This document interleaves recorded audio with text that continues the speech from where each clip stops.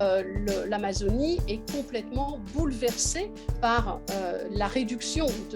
drastique de sa population, l'abandon des anciens sites agricoles, où on sait maintenant que les populations vivaient en harmonie avec cette nature, l'exploitation qui va être faite de l'EVA, l'exploitation de l'or, et on a quelques populations qui ont survécu en s'isolant, comme je vous disais tout à l'heure, dans des endroits très retirés, et que l'on a redécouvertes il y a quelques années grâce à des photos aériennes, comme par exemple ici une expédition qui avait été menée au Pérou,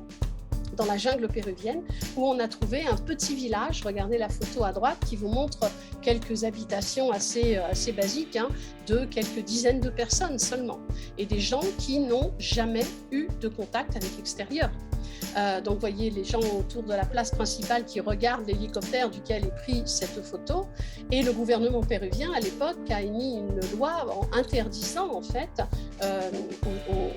aux colons extérieurs de rentrer en contact avec ces gens, parce que si on rentre en contact avec eux, on reproduit ce qui s'est passé à l'époque de la colonisation, à savoir qu'on leur amène nos microbes, on leur amène nos virus et on les tue tout simplement. Donc ces gens à l'heure actuelle sont protégés, jusqu'à quand on ne sait pas, parce que la réduction